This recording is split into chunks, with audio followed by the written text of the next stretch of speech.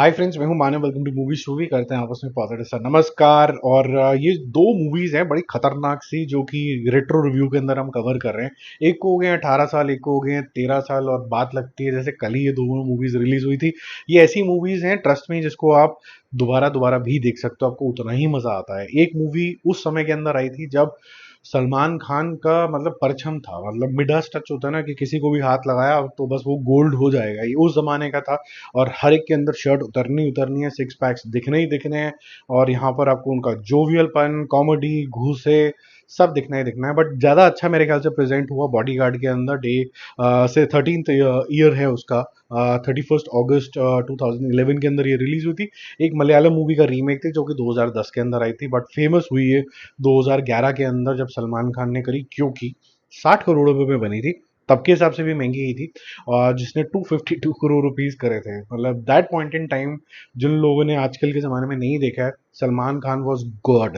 आमिर खान की भी स्टेटमेंट आई थी कि हम लोग इतनी मेहनत करके पिक्चर बनाते हैं तब जाके हिट होती है, ये सिर्फ बेल्ट हिलाता है और सुपर डुपर हो जाती है पिक्चर।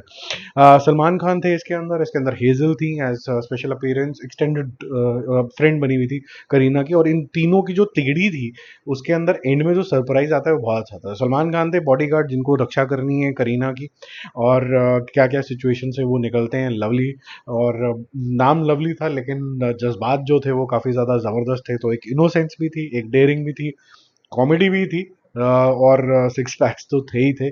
एंड का जो ट्विस्ट था, उस जमाने जब में 2011 में इस तरीके के ट्विस्ट नहीं दिखाया करते थे। तो ये ट्विस्ट जो था, I think that also contributed in the movie success. अब बात करते हैं एक ऐसी मूवी की जहाँ पर बहुत तोहमत लगती है कि भैया बॉलीवुड ने रीमेक बना दिया। इस मूवी के मल्टीपल रीमेक्स बने और बड़े बड़े स्टार्स ने इसके रीमेक करे हैं। लगे रहो मुन्ना भाई, ये फ्रेंचाइज थी मुन्ना भाई की। आज 18 साल हो गए लगे रहो मुन्ना भाई की, और बहुत ही स्पेशल मूवी है बिकॉज एक तो एक्टर्स, कब देखते हैं आपके दो एक्टर्स को अब हमेशा इतना प्यार दे रहे हैं, संजय दत्त और अरशद वारसी को। जहाँ पर मुन्ना भैया और सर्किट जो है वो इतने ज़्यादा एक जिस्म दो जान जिसे बोलते हैं ना, वैसा हो जाए कि आप बोलोगे यार ये क्या जोड़ी है यार, मजेदार है, जय वीरू टाइप की जोड़ी है ये। और वहीं से कहीं ना कहीं इंस्पायर्ड थी इनकी बुलेट भी उसी तरीके की थी। सिर्फ 19 करोड़ रुपीज में ये मूवी बनी थी, और उस जमाने में 126 करोड़ रुपीज के आसपास करा था, और आज के हिसाब से ये 200 से 250 करोड़ रुपीज क्रॉस कर चुकी होती। बट अगर ये इतनी हिट के जोन के अंदर जा रही होती तो ये स्त्री के जोन में जा चुकी होती, ये बहुत बड़ी हिट हो जाती। इन्फ्लेशन से जो इंडेक्स है उससे भी कहीं ऊपर चली जाती थी।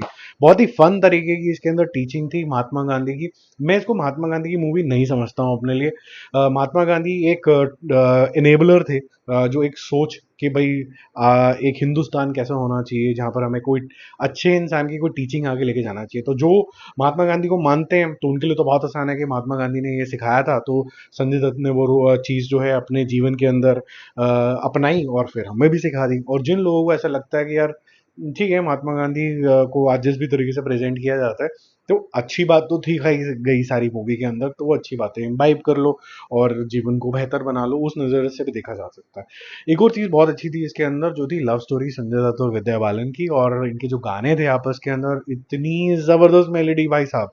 आज भी आप सुनोगे वो पल पल वाले गाने, आपको एक दो बारी तो मल्टीपल टाइम आपको सुनने का मन कर ही जाएगा। और बोमन ईरानी से आपको खुंदक हो जाएगी, इतना अच्छा उन्होंने एंटागनिस्ट का रोल किया था। ये सारा मैजिक आया था राजकुमार हिरानी से, और इन्होंने इतना इंस्पायर कर दिया बाकी इंडस्ट्रीज को कि तमिल इंडस्ट्री के अंदर कमल हसन जैसे इतने बड़े स्टार, उन्होंने वसूल राजा एमबीबीएस 2024 के अंदर करी। फिर चिरंजीवी ने तेलुगु वर्जन करा शंकर दादा एमबीबीएस।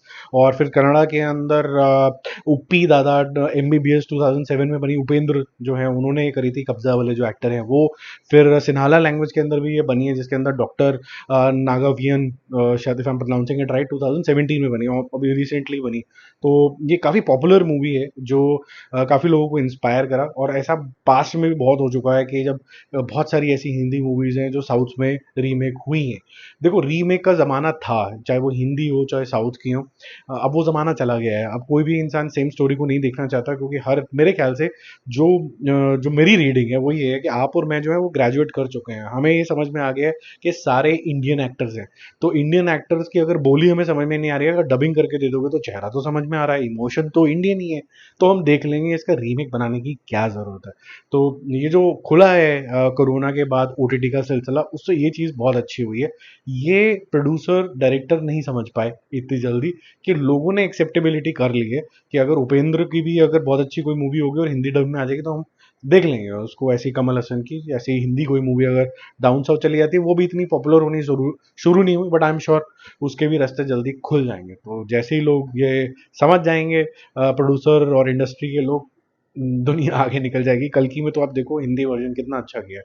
ठीक है, तो लगे रहो मुन्ना भाई अच्छाई के लिए, और बॉडीगार्ड बन जाओ मतलब बुराई के लिए। काफी ज्यादा एक दूसरे से मिलते जुलते हैं, और दोनों मूवी बहुत अच्छी थी। दोबारा देखोगे बिल्कुल एंटरटेन हो जाओगे। Bye bye.